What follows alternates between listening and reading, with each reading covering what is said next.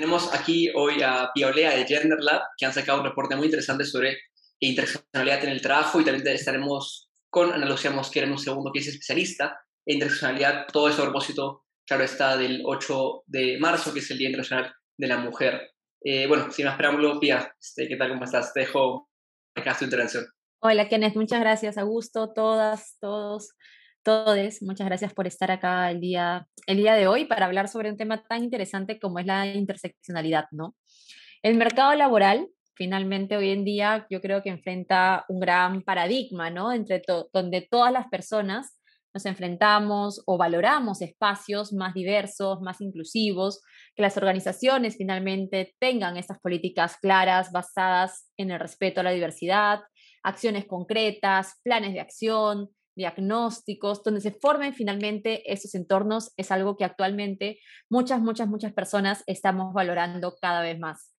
En los últimos años es evidente que se han incluido distintos enfoques en la gestión de los espacios laborales, como se ha trabajado temas de igualdad de género, que digamos es la diversidad más desarrollada, igualdad étnico-racial, igualdad e inclusión de la comunidad LGTBIQ+, en los ambientes de trabajo, igualdad e inclusión de las personas con discapacidad, etcétera.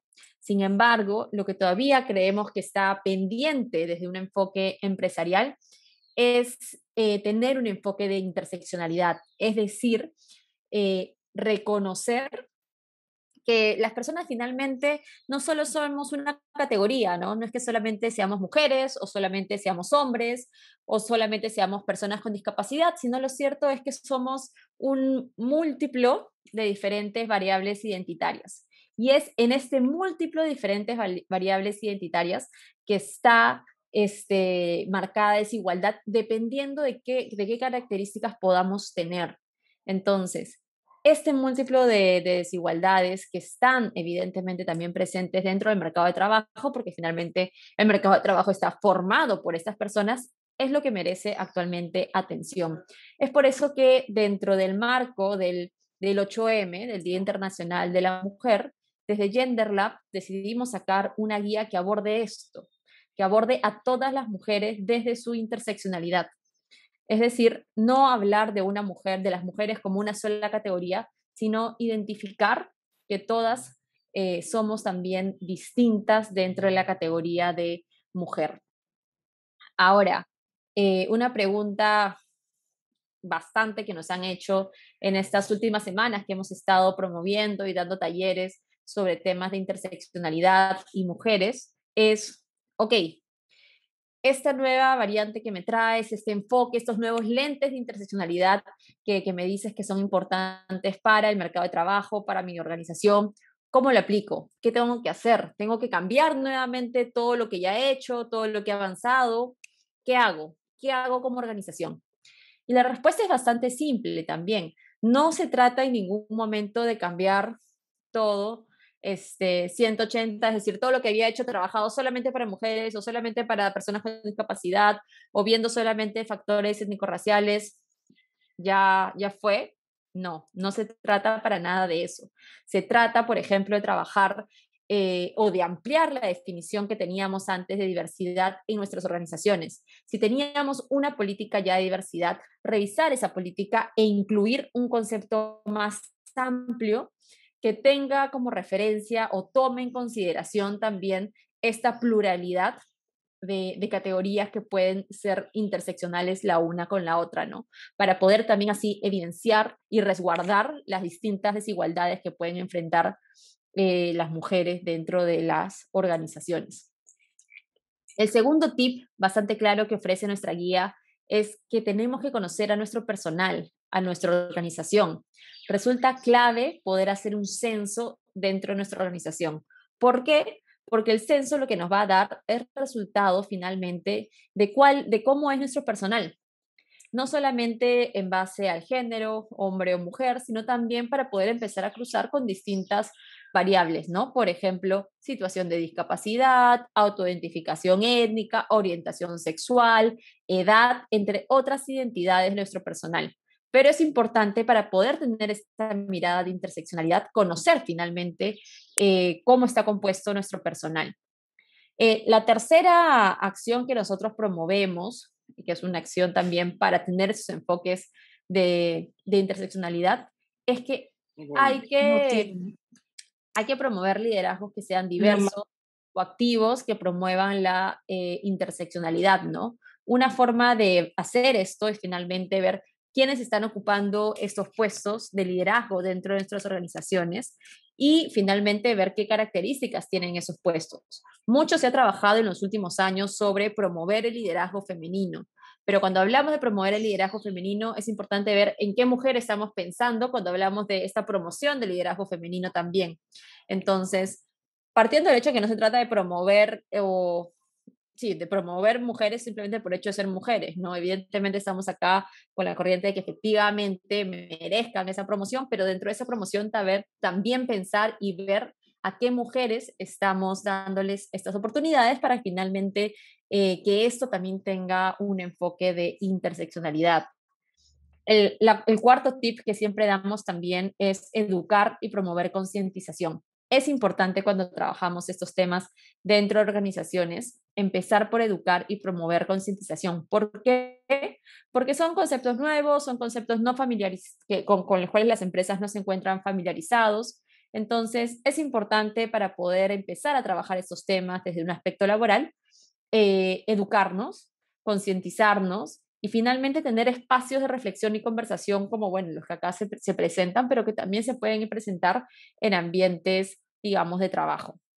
Y finalmente, y ya para concluir y poder dar espacio al debate, el quinto tip que nosotros también promovemos o creemos que es importante cuando las empresas trabajan con un enfoque de interseccionalidad es reformular las políticas y procesos para que sean más inclusivos.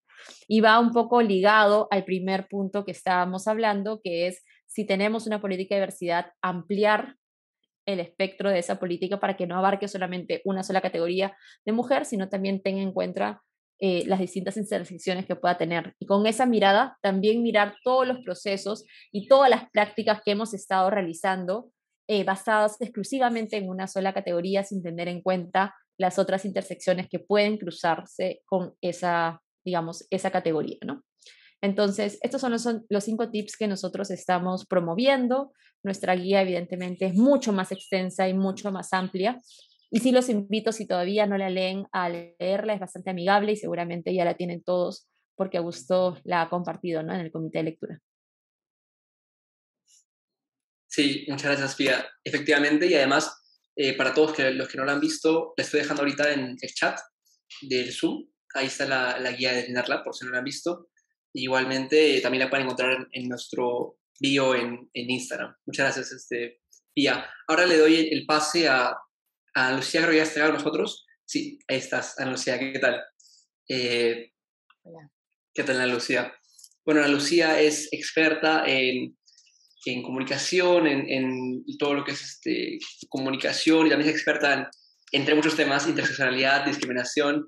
Tuvo un TED Talk sobre discriminación, si no mal recuerdo, sobre interseccionalidad, si mal no recuerdo. Así que, bueno, Lucía, te dejo para que tengas tu intervención en este debate de miércoles. Hola, Kenneth, muchas gracias. Y disculpen la demora, estaba volando y sufriendo el tráfico de Lima. Eh, de hecho, me parece interesante, yo alcancé a escuchar solamente un poquito lo que mencionaba Pía, pero ya revisé la guía de interseccionalidad y creo que es importante, saludo muchísimo este tipo de iniciativas que lo que promueven es que ampliemos la mirada que tenemos sobre la diversidad, ¿no?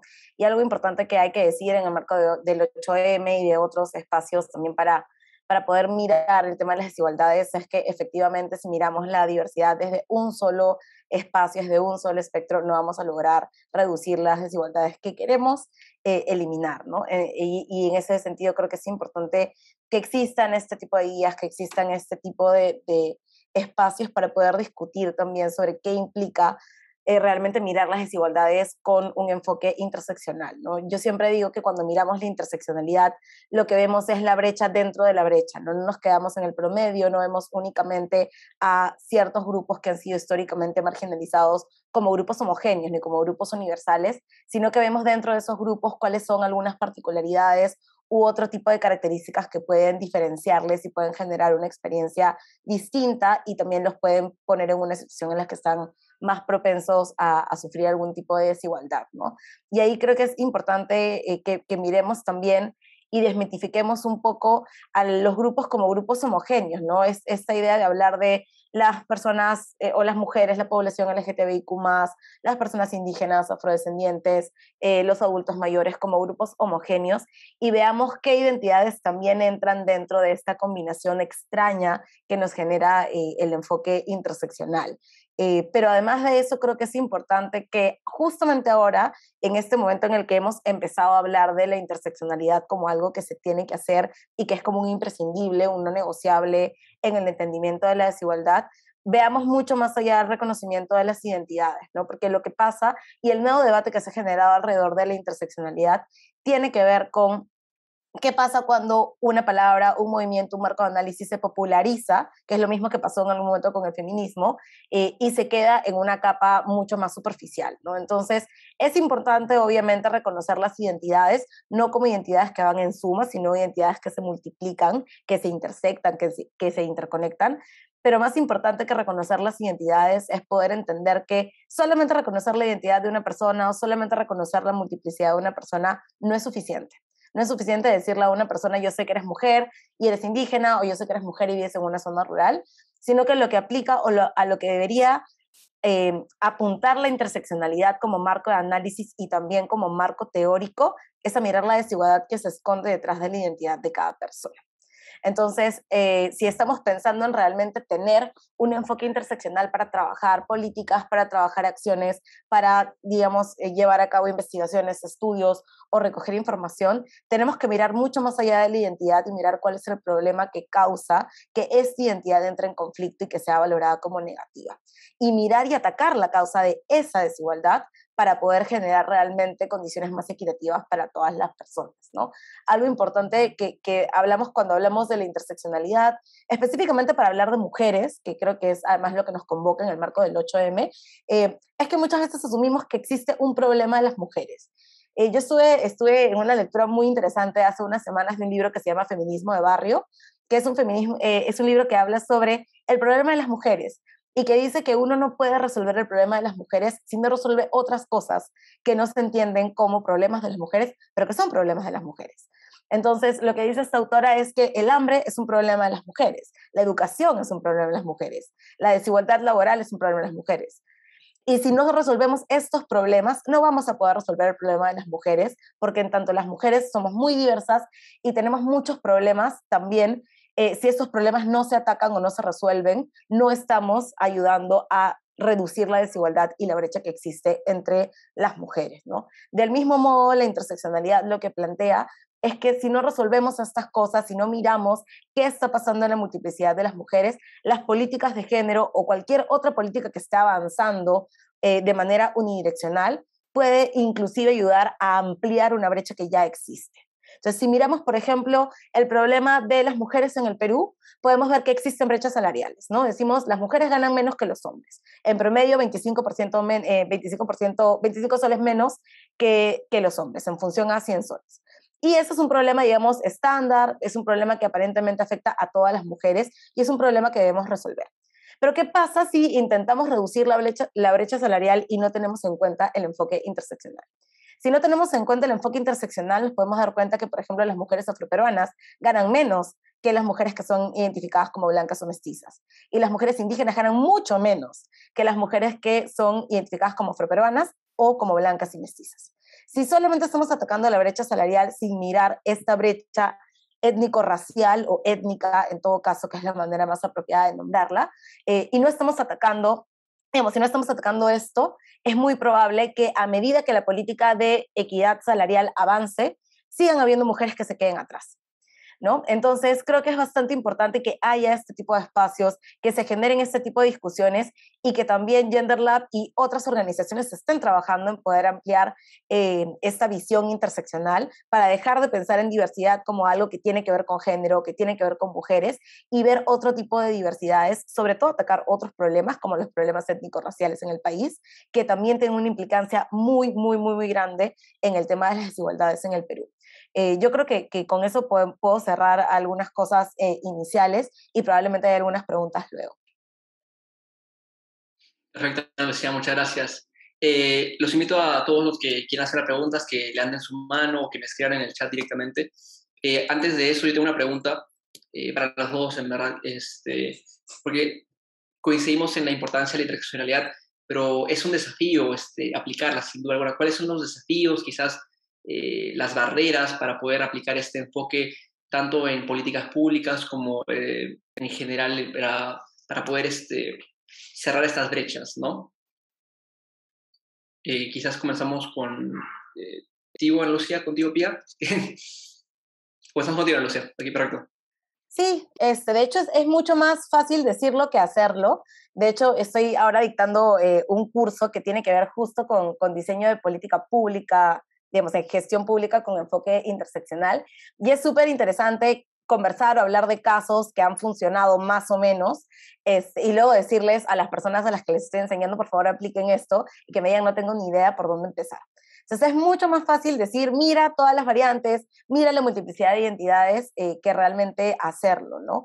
Creo que ese es un reto súper grande. Hay algunas estrategias que nos pueden dar una puerta de entrada hacia dónde podemos trabajar o cuál es el punto de inicio para poder mirar algunas cosas, que básicamente es tomar lo que ya se ha avanzado y poder ampliar el análisis dentro de las categorías que ya tenemos avanzadas, ¿no?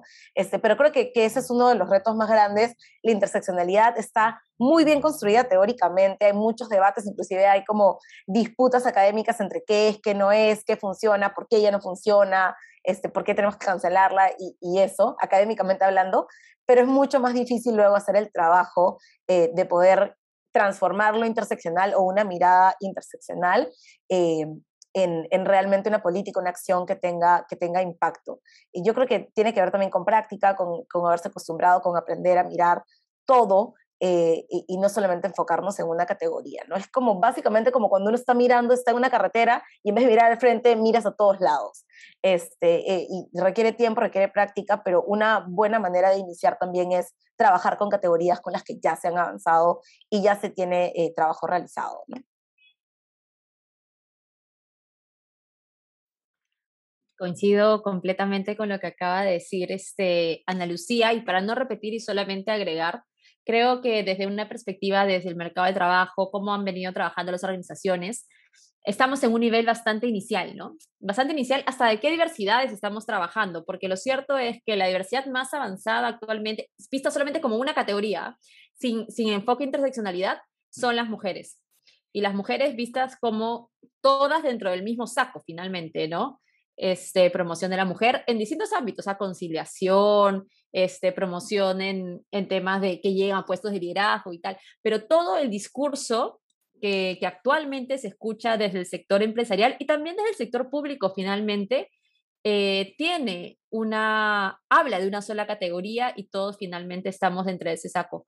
Creo que quizás, y podría aquí equivocarme un poco con el tiempo, pero yo creo que hace por lo menos un año que ya hemos empezado a tener, acá en Perú, ¿no? Yo sé que en otros países está mucho más avanzado, pero recién acá en Perú, hace un año, podríamos empezar a hablar de interseccionalidad de forma mucho más consistente desde un ámbito público y también organizacional, ¿no? ¿Por qué? Porque finalmente ya se está incluyendo, por ejemplo, en rankings, se está incluyendo en buenas prácticas laborales, en Great Place to Work, ya está viniendo, digamos, esa variable de interseccionalidad para el sector privado.